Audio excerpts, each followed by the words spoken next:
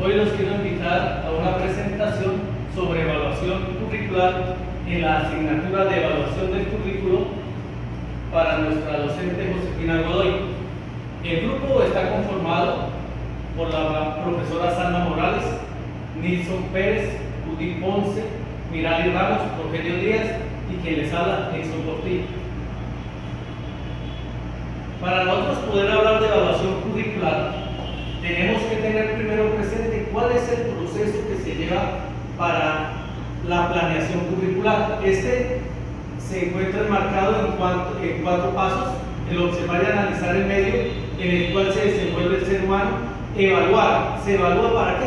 Para priorizar las necesidades y luego, con base en ellas, planear y proyectar un currículo que trate de solucionar o de solución a esas necesidades que tiene la comunidad. Luego de planearlo y proyectarlo, se ejecuta en el aula y se evalúa para mirar si cumplió con su objetivo o no. La evaluación curricular, según Díaz Barriga, intenta relacionarse con todas las partes que conforman un plan de estudios. Esto implica el adecuarse de manera permanente al plan curricular y determinar sus logros. Para ello es necesario evaluar continuamente los aspectos internos y externos del currículo. Al analizar los conceptos presentados, podemos decir que la evaluación curricular es un nexo fundamental de todo proceso educativo que permite determinar los avances, logros obtenidos en el proceso de enseñanza-aprendizaje y el nivel de contexto, proceso y resultados. Mire que no abandonan la medición de los logros con relación a lo que los alumnos han alcanzado.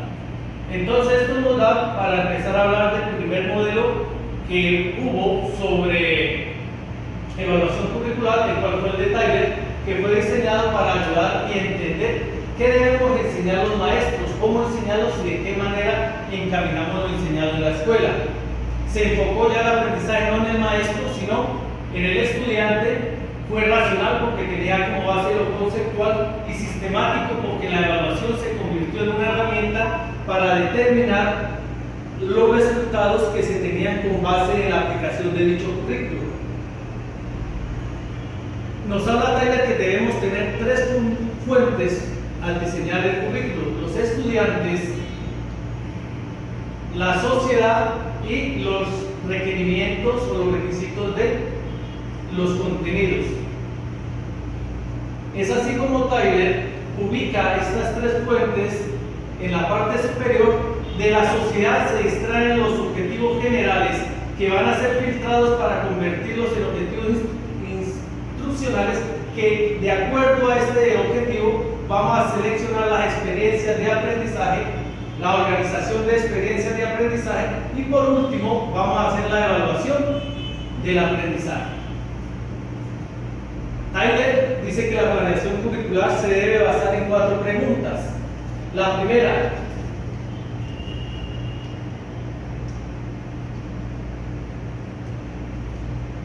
¿qué aprendizaje quiere lograr el alumno? Los objetivos que se plantean. ¿Mediante cuáles situaciones de aprendizaje se puede lograr? Que serían las actividades, los recursos que tú vas a utilizar para que se den esas actividades y, por último, la evaluación como centro para mirar si se cumplieron dichos objetivos. Los alcances del modelo de Tyler nos dice que se centra la evaluación del currículo en los logros y en el rendimiento de los alumnos, más que en otras variables del proceso. Es un programa eficaz en la medida que consigna los objetivos establecidos y de esta manera evalúa los programas. Tyler se centró para evaluar estos programas en test y pruebas estandarizadas que le botaran resultados fidedignos y así poder retroalimentar. Proporcionó medios prácticos para la retroalimentación. La evaluación debe proporcionar un programa personal con información útil que permita reformularlo o redefinirlo. ¿Qué quiere decir? Que Tyler lo que buscaba era que, una vez realizada la evaluación del programa curricular de acuerdo a los logros que había alcanzado el alumno, debería modificarse de acuerdo a esta evaluación para que el curso siguiente, no el curso que estaba, sino el curso siguiente, sufriera o participara de ese cambio en el currículo y así cada vez ir mejorando currículo y como tal el rendimiento de los alumnos. Se identifica mucho con el currículo cerrado debido a que contempla el desarrollo curricular como una aplicación fiel del diseño curricular, que es objetivos, contenidos, estrategias y evaluación.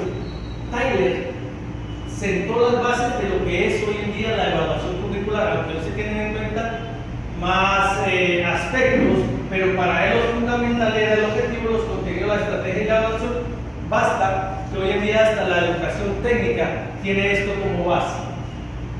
Si analizamos lo de Tyler, en Colombia se encuentra vigente porque en Colombia la educación está dirigida a conseguir los 13 fines de la educación y es de allí donde se desprenden unos objetivos por grados que lo que buscan es que el alumno los alcance para irlo promoviendo de grado a grado y al final del grado 11 tengamos un tipo de ciudadano el cual el Estado quería que se formara en las manos de nosotros.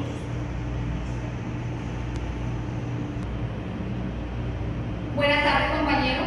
Pues continuando con esta dinámica sobre evaluación curricular, vengo a hablarles sobre el modelo curricular según George J. Posner. ¿Esto qué significa? Primero vamos a hacer un breve recorrido sobre la concepción del currículo según este autor. Este señor concibe el currículo como la manera práctica de aplicar una teoría pedagógica al aula y a la enseñanza real. El currículo es el mediador entre la teoría y la realidad de la enseñanza. Es el plan de acción específico que desarrolla el profesor con sus alumnos en el aula. Es una pauta ordenadora del proceso de enseñanza. Lo anterior pues quiere decir que gracias al currículo es que se puede organizar todo el sistema educativo, especialmente en lo referido a la parte pedagógica o académica, por decirlo así. Entre los modelos que este autor toma para guiar su propuesta, menciona como meta del modelo progresista el acceso a niveles intelectuales superiores. Igualmente, el concepto de desarrollo considera que es progresivo y secuencial y toma en cuenta estructuras jerárquicamente diferenciadas. Por lo anterior, él materializa el currículo desde dos clases de currículo, uno que es el currículo oficial y otro que es el currículo nulo. El currículo oficial especialmente porque él considera que toda la estructura curricular de una escuela depende del sistema educativo de un país determinado, pero que a pesar de eso, aunque existen unas normas, unas estrategias, está el currículo nulo, que es donde quizás no se cumple todo eso que está escrito. Esta propuesta, que se basa en el análisis curricular, el autor afirma que el análisis curricular es necesario en virtud de su relevancia en dos tareas importantes por los profesores y administradores. Bueno, aquí no solamente habla de los profesores, sino también de los administradores, en este caso para hacer referencia a lo que son aparte de los rectores y con ello de la gestión escolar.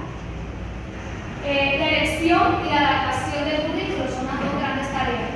¿Cómo se selecciona o adapta un currículo para utilizarse en un salón de clases, escuela o distrito escolar particular? Es importante determinar si es apropiado o no para la situación. Pues aquí pues se da uno de los cumplimientos de los objetivos del currículo y la pertinencia del mismo. El análisis de Posner se concentra en una perspectiva que pueden plantearse a partir del currículo, ya que existen diferentes fundamentales en el modo de verlo, como medio, como fin o como un informe de los servicios educativos reales. Pues los currículos tienen que aterrizar a una realidad y de ahí que deben ser contextualizados dependiendo de lo que ellos quieran promover o dependiendo del tipo de ciudadano que se quiera formar en esa institución y también de la política educativa del país.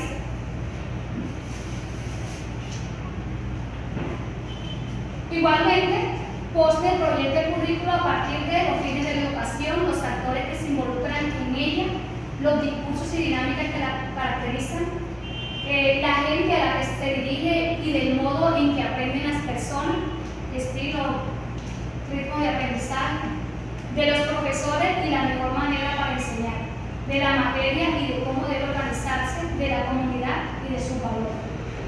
Prácticamente pues él nos presenta un modelo donde se premia el currículo integral, donde se va la participación de todos. Igualmente, dentro de este modelo él hace una comparación entre el currículo y para el análisis curricular tener en cuenta dos elementos importantes. Uno que es la comparación y otro que es la investigación. Porter compara el análisis curricular con un trabajo más detectivesco que administrativo, es decir, más cercano a la reflexión profesional que a la simple enumeración de saberes técnicos. Con esto nos invita a que el docente permanentemente debe hacer una recreación de su práctica y con ello pues del currículo que diseña. Para el beneficio particular de las instituciones, el currículo debe tener un enfoque investigativo, siempre abierto a la crítica, ajeno a la simple descripción de lo que los estudiantes deben saber o hacer. La investigación es un tema actual y es un tema que viene recobrando importancia en el medio educativo y desde la escuela se debe ir promocionando este hábito en los estudiantes y en el docente para lograr mejores resultados en las prácticas y conviviendo los aprendizajes del mismo, de los estudiantes como tal. El proceso de análisis curricular, cabe destacar que la gran propuesta de él es esto, que hacer un análisis curricular desde la óptica de Porter intenta responder a las siguientes preguntas. Primero, ¿qué es el origen del currículo y del plan curricular? ¿Cómo está documentado el currículo? ¿Qué situación resultará del desarrollo curricular? ¿Qué perspectiva representa el currículo? Otro es el currículo formal, por eso les decía que él se identificaba con el currículo oficial. El currículo en uso y la crítica curricular. Igualmente, también nos propone la fase de los 5 currículos congruentes, uno de los modelos de trato más actuales y de la clasificación de los currículos de hoy.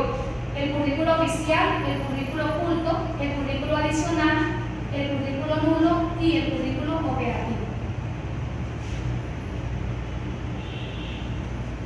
Finalmente nos presenta una clave para hacer un análisis curricular.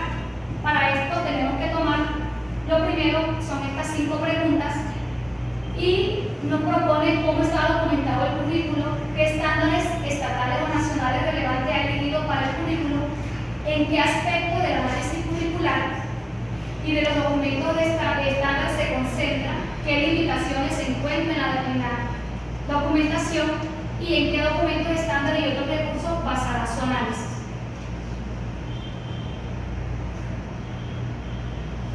Ahorita la compañera Salma pues les va a hablar un poco sobre el modelo CIP. Mi nombre es Salma Morales y vengo a hablar del modelo CIPP. Este modelo tiene 4 elementos centrales que son el conjunto de 4 tipos de evaluación. Está la evaluación contextual, de insumos, de procesos y del producto.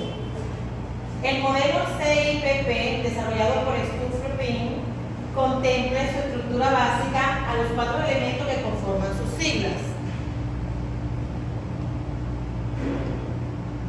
El modelo CIPP tiene la evaluación del contexto como ayuda para la designación de las metas, la evaluación de entrada como ayuda para dar forma a las propuestas, la evaluación de procesos como guía de su realización y la evaluación del producto al servicio de las decisiones de reciclaje.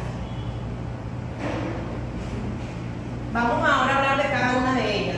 La evaluación de contexto es un estudio exploratorio tendiente a detectar necesidades, problemas o aspiraciones de la población atendida no considerados en el proyecto original y así poder tomar decisiones de planificación de los objetivos, medios relevantes, las necesidades destacadas, metas curriculares y en función al contexto social.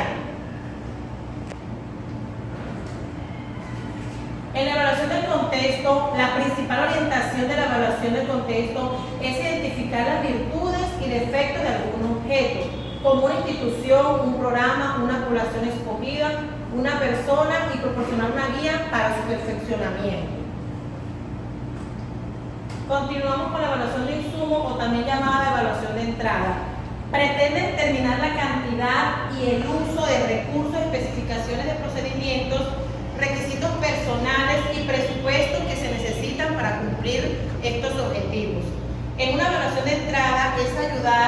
a percibir un programa mediante el cual se efectúen los cambios necesarios. Esto lo realiza identificando y examinando críticamente los métodos potencialmente aplicables, determinando el diseño más adecuado y lograr las metas de dicho programa. En la evaluación de procesos, aquí nos permite revisar el desarrollo de los proyectos e identificar dificultades de este. En ese proyecto no solamente se va a detectar el paso a paso las dificultades que se pueden encontrar, sino que también se va a analizar en todo el proyecto cuáles son esas dificultades que se han generado.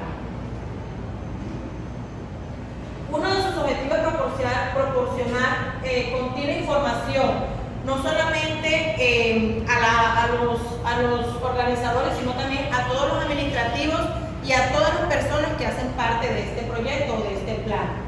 Se desarrollan tal como se había planeado y se utilizan los recursos disponibles de una manera eficiente. El análisis de las formas de interacción, el uso de los materiales didácticos, funcionamiento de la organización y la relación con los factores que lo rodean. Es recolectar la información, puede ser una de las ideas, recolectar la información en un uso de sugerencia, en redes tecnológicas o en entrevistas. Esta sería una manera informal de recolectar la información. Y para finalizar, la evaluación del producto. Esta permite medir el logro de los objetivos programáticos y tomar decisiones para su reciclaje. Se mira cada etapa del proyecto. El propósito de una evaluación del producto es valorar, interpretar y buscar los logros de un programa. La continua información acerca de los logros es importante, tanto durante el ciclo del programa como en su finalización. Ahora vamos a continuar con el otro modelo por el compañero. Buenas tardes, compañeros. A mí me tocó lo que es el modelo de efectividad del currículo de Bradley. Este es un modelo de evaluación curricular. Este modelo de efectividad de Bradley busca ver si un programa ha sido efectivo y cómo se puede mejorar. Y se enfoca mediante 10 criterios en verificar si el currículo está organizado en forma vertical o en forma horizontal, si tiene continuidad, si tiene recursos y las áreas prioritarias. El primer criterio es el criterio de continuidad vertical del currículo. Este criterio tiene que ver con la planeación de las áreas de acuerdo a los contenidos, a las competencias que se planean para que a medida que se avance en el proceso haya una continuidad y todos los docentes estén conscientes de la continuidad. Por ejemplo, si un docente orienta procesos en séptimo grado mediante la horizontalidad o la verticalidad, el docente puede mirar qué contenidos se dieron en el grado anterior y de allí él puede continuar con la programación. El segundo criterio o indicador es el horizontal. Este criterio será en consonancia con el anterior, debido a que en el caso de escuelas grandes como las nuestras, donde hay hasta 13 grupos, por decirlo así, de sexto, la horizontalidad le permite a los estudiantes ver la misma programación y la misma planeación que se hace en el currículo, los mismos contenidos y los mismos estándares independientemente de la jornada, independientemente del docente que oriente el proceso. En esto consiste lo que es la horizontalidad. El tercer criterio es instrucción basada en el currículo. Este criterio se encarga de que la planeación de clases sean unificadas, la misma estructura, el mismo formato, por decirlo así. Se asegura de que todos los docentes manejen la estructura de un mismo formato, independientemente del contenido, porque ya los contenidos sí dependen del nivel y del grado, pero formato debe ser unificado y debe ser el mismo en la institución. La prioridad del currículo. Prioridad del currículo es el cuarto criterio o el cuarto indicador.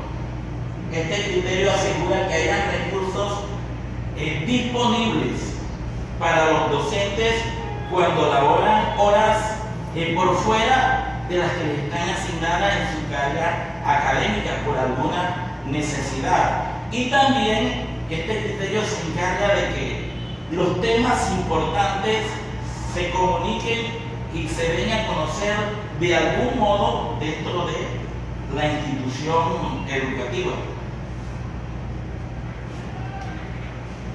El quinto criterio es el criterio de amplitud.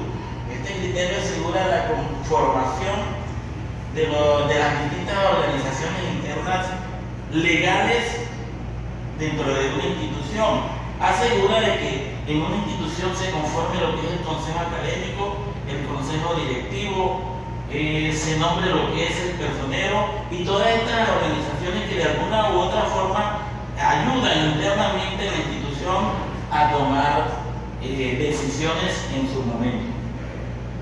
El sexto indicador o criterio es la planificación a largo plazo.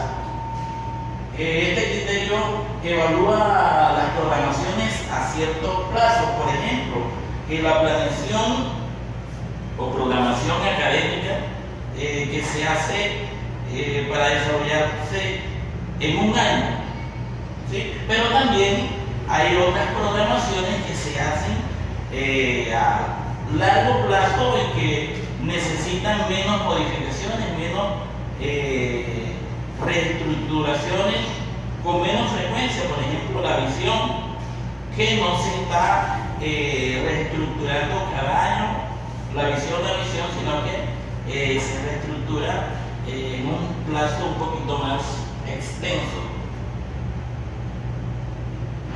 El séptimo criterio o indicador: claridad en la toma de decisiones. Al tomar decisiones hay que acudir a las instancias indicadas de acuerdo a la naturaleza de la situación. Este criterio busca verificar y asegurar que quien tome una determinación o una decisión en una institución sea la organización adecuada. Por ejemplo, hay decisiones que le corresponden al consejo académico, hay decisiones que son del consejo directivo, hay decisiones que son propias de la directora. Entonces, de acuerdo a la naturaleza de la situación, se tome la decisión en el lugar y por la organización adecuada.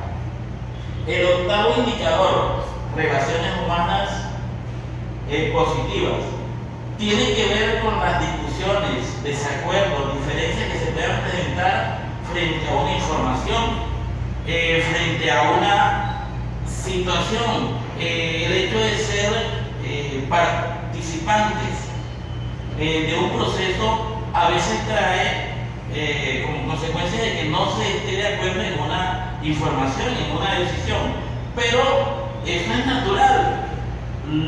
Lo ideal acá es que se respeten esas diferencias de posiciones y que no se rompan las líneas ni los canales de comunicaciones nunca, que no se lleve el asunto a un plano personal y que los canales de comunicación permanezcan normales.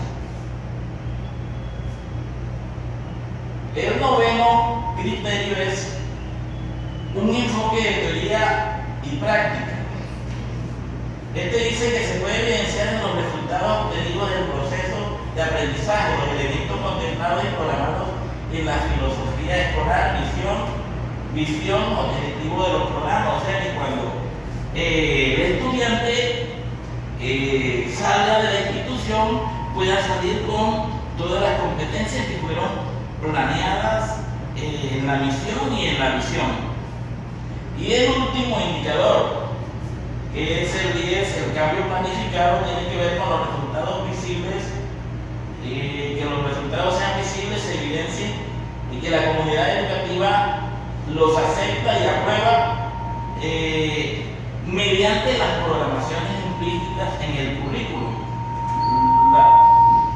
las distintas gestiones, las áreas no se centren en cómo hacer los procesos, sino en cómo mejorarlo. En este caso, pues, que todas las partes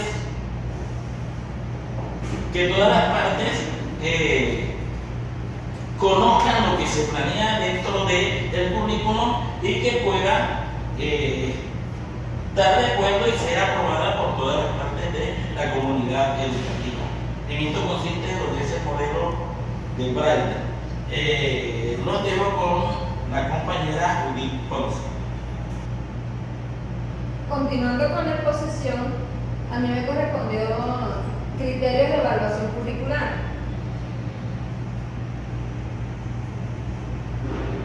Son los que establecen la evaluación en relación a lo científico y a lo operacional. Recurren al enfoque conceptual que surge en la información que se tiene de los elementos que intervienen en esos procesos. Según J. Delors, la educación se basa en 4 pilares: el ser, el conocer y el convivir.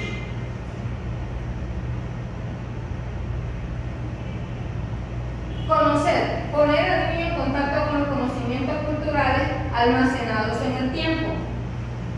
Es para llevarlos a ellos, a la realidad actual y a la anterior. Hay que enfocar a los muchachos en que ellos deben tener muy claro qué fue lo que sucedió en los tiempos pasados, y ellos por lo tanto deben ponerse a tono con esos conocimientos. El ser es favorecer a los alumnos a que aprendan a conocerse a sí mismos en todos los aspectos que lo definen y con los que se identifican. ¿Con qué se definen los muchachos? ¿Qué es lo que quieren ser? ¿Qué es lo que ellos proyectan para su vida futura? ¿Qué carrera van a tomar, van a seguir para su futuro laboral e intelectual? En el hacer es construir, saber utilizar los medios y recursos adecuados para mejorar la realidad y la calidad de vida.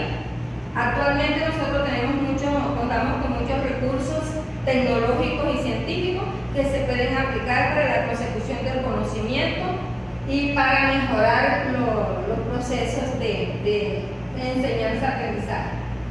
Convivir es saber vivir con el otro, siguiendo el postulado de que el hombre es un animal social. Nosotros debemos aprender a vivir en sociedad, ser tolerantes, formarnos para una sana convivencia en sociedad. Criterios de evaluación. Los criterios de evaluación son la pertinencia y la actualización, la objetividad, la aplicabilidad y la suficiencia, la eficiencia y eficacia, la relevancia, comprensibilidad y coherencia.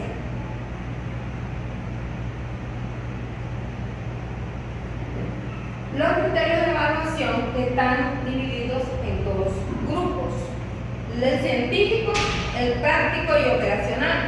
El científico, que está compuesto por su validez, la confiabilidad y la objetividad. La validez es la interna y la externa. La interna es todo aquel conjunto de servicios y oficios que nosotros realizamos dentro de la institución o dentro de la empresa en la cual estamos laborando. Y la externa son todos los mecanismos, los recursos y los aprendizajes que nosotros obtenemos. La confiabilidad.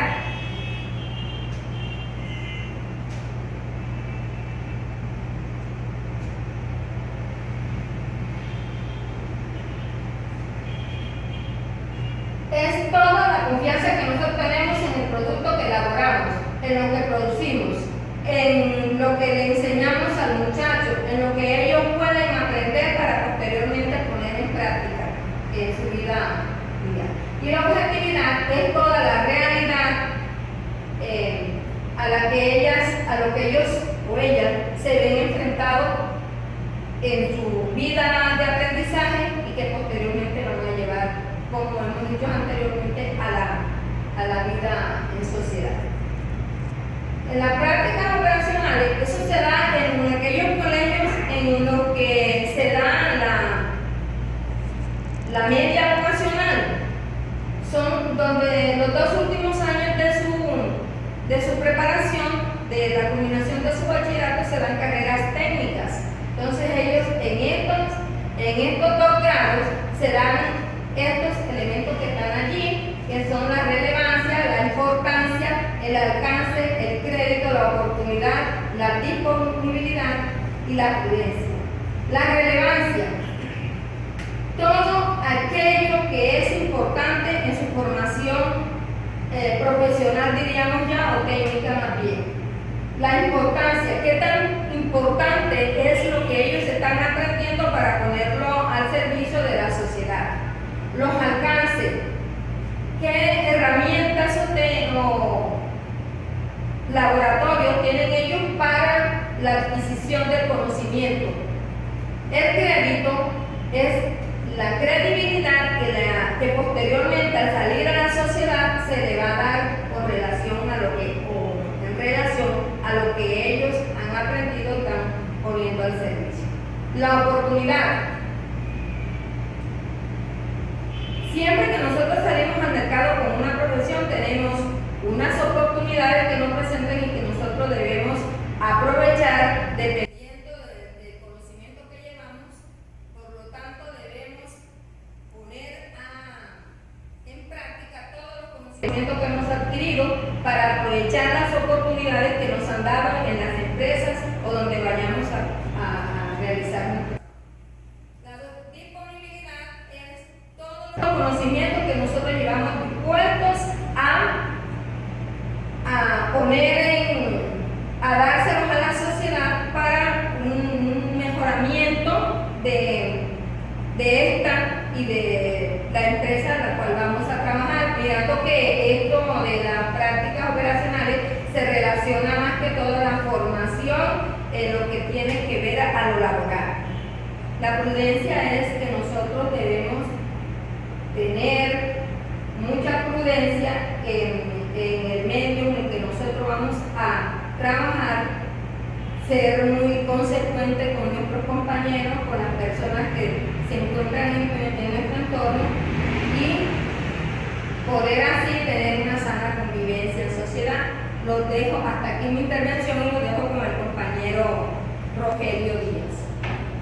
Bueno, teniendo en cuenta, muy buenas tardes primero que todo, teniendo en cuenta todo lo que han dicho los compañeros que me antecedieron y todo lo bonito que dice la teoría, todas las cosas que nos dan estos teóricos, es importante hacer también un análisis de la realidad que vivimos, de la realidad que nos convoca a nosotros, sobre todo en el contexto nuestro, La Guajira y sobre todo en Colombia, que si bien es cierto, atendemos a las exigencias del Ministerio de Educación Nacional cuando nos hablan del deber ser del currículo y de la evaluación del currículo.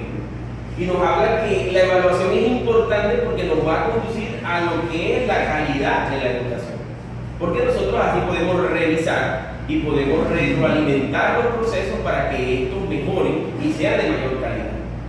Es decir, el Ministerio nos invita a que hagamos investigación sobre el contexto, qué hay que ajustar en el currículo para que, bueno, dé respuesta a las exigencias y digamos que dé respuesta a las necesidades que requiere el contexto. Sin embargo, pues, la realidad pues, puede ser otra. Bueno, aquí hay otra parte que podemos enfatizar y es que el currículo, una vez sea evaluado, es para analizarlo y para que esto produzca una reflexión. Una reflexión no como un experto externo, sino entre todos los actores de la educación. En una institución educativa debemos participar docentes, directivos, el rector y por supuesto la comunidad en general, la comunidad circundante, los estudiantes, ¿verdad?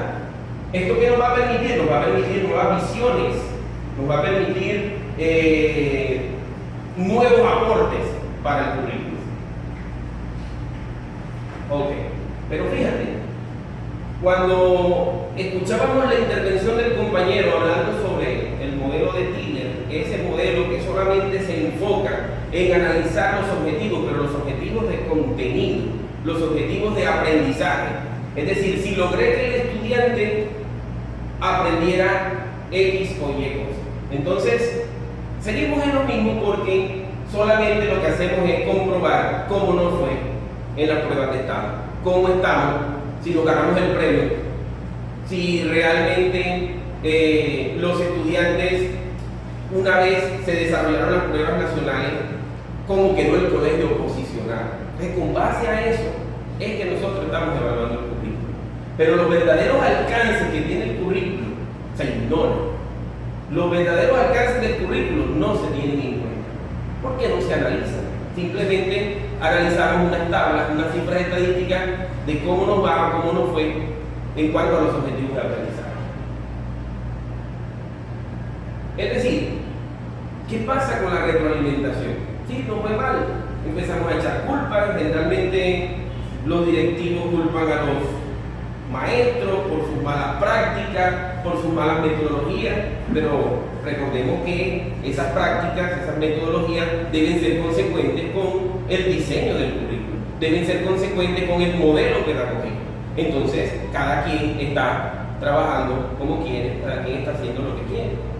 Entonces, esa es una de las deficiencias que nosotros encontramos. ¿Por qué? Porque una vez se obtienen resultados, ya sean estadísticos, ya sean cifras, nos quedamos simplemente en decir, no fue mal en tal asignatura. Profesores, pónganse las pilas. Hay que meter más contenido, porque a los muchachos les está yendo mal en ese aspecto. Pero hay otros alcances del currículo que que deben evaluarse y deben considerarse para hacer los ajustes pertinentes. Y en el peor de los casos, lo que ocurre es que en muchas instituciones la evaluación del currículo no existe. La evaluación del currículo no se desarrolla.